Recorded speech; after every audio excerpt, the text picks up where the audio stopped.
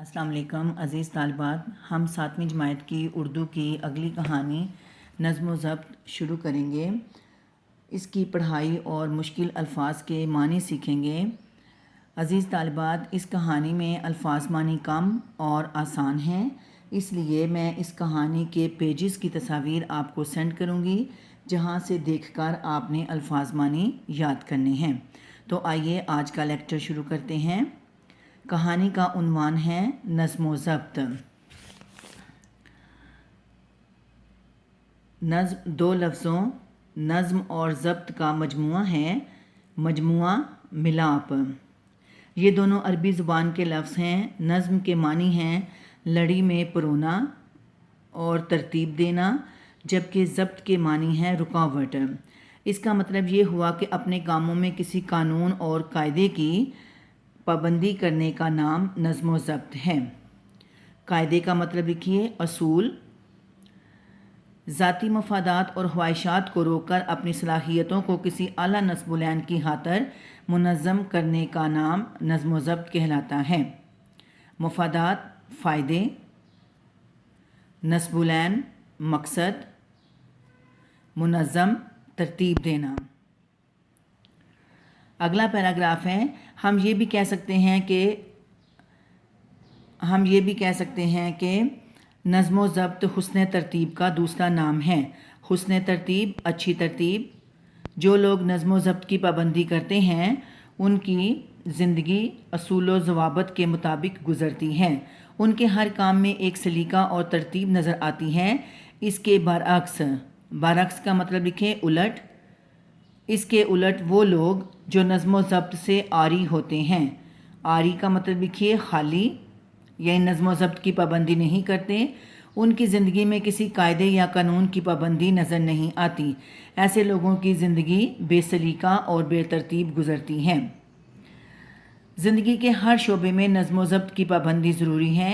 वो लोग जो नज़्म व ज़ब्त को अपना शुआर बनाते हैं, शुआर तरीका, उनकी ज़िंदगी सुकून से गुज़रती है, जबकि नज़्म व ज़ब्त की परवाह ना करने वालों की ज़िंदगी बेसुकूनी और इंतशार का नमूना पेश करती है। इंतशार का मतलब लिखें अफरा तफरी। ज़िंदगी में वही लोग कामयाब होते हैं जो अपने काम की मनसूबाबंदी करते हैं और वक्त को बेहतरीन अंदाज में सर्फ करते हैं। सर्फ करना, बसर करना। नज़्म व ज़ब्त के बगैर ज़िंदगी में कोई कामयाबी हासिल नहीं की जा सकती। नज़्म व ज़ब्त की पाबंदी कामयाबी की दलील है। दलील का मतलब लिखिए सबूत।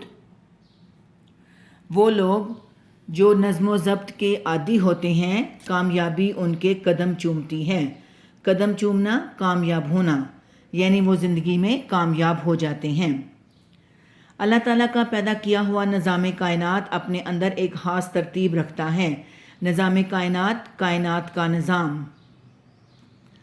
सूरज का हर सुबह वक्त मुकर्ररा पर मशरिक़ से तलू होना और वक्त मुकर्ररा पर मगरिब में ग़ुरूब होना नज़्म व ज़ब्त की उम्दा मिसाल है। वक्त मुकर्ररा, मुकर्रर वक्त, तलू ज़ाहिर होना, उम्दा अच्छी। चाँद के घटने बढ़ने में भी एक तरतीब दिखाई देती है। घटना कम होना, बढ़ना ज़्यादा होना। कम होने और ज़्यादा होने में भी एक तरतीब दिखाई देती है। इसी तरह मौसमों का तगय्युर व तबद्दुल भी हमें नज़्म व ज़ब्त सिखाता है। तगय्युर व तबद्दुल, तब्दीली।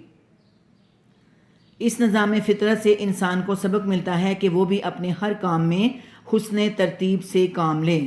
इसका मतलब मैं आपको पहले लिखवा चुकी हूँ, हुस्न तरतीब अच्छी तरतीब। अगला पैराग्राफ है।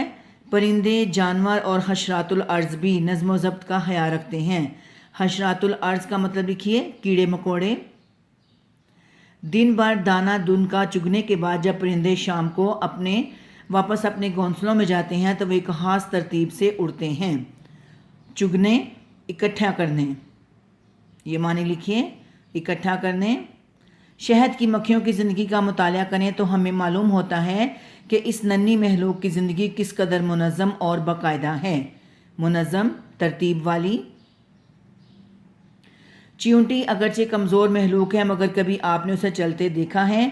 کیا مجال جو کوئی قطار کی خلاف ورزی کرتی نظر آئے، اونٹوں کو صحرا میں چلتے دیکھیے، ہر اونٹ سیدھی قطار میں دکھائی دے گا۔ قطار لائن۔ اگلا پیراگراف ہے، ہمارا دین بھی ہمیں نظم و ضبط کا درس دیتا ہے۔ درس سبق، مقررہ اوقات میں نماز پنجگانہ کی ادائیگی نظم و ضبط کی عمدہ مثال ہے۔ پنجگانہ 5 وقت کی، عمدہ اچھی۔ ایک امام کی قیادت میں سب کا ایک ساتھ رکوع و سجود کرنا حسن ترتیب کا اعلیٰ نمونہ پیش کرتا ہے۔ قیادت رہنمائی، سجود سجدہ۔ رمضان کے مقدس مہینے میں روزے رکھنا، سحر سے لے کر افطار تک کچھ نہ کھانا پینا ہمیں نظم و ضبط کا پیغام دیتا ہے۔ حج کا فریضہ بھی خاص ایام میں انجام پاتا ہے۔ فریضہ فرض، ایام دنوں، خاص دنوں میں انجام پاتا ہے۔ مختلف ممالک سے تعلق رکھنے والے لاکھوں مسلمانوں کا ایک ہی لباس میں ہونا ہمیں نظم و ضبط کا احساس دلاتا ہے۔ یہاں تک اسٹوڈنٹس نشان لگا لیں۔ آج کے لیے بس اتنا ہی۔ تو میں اب آپ کو ان پیجز کی تصاویر سینڈ کرتی ہوں جن کو آپ نے اچھی طرح سے یاد کرنا ہے۔ اللہ حافظ۔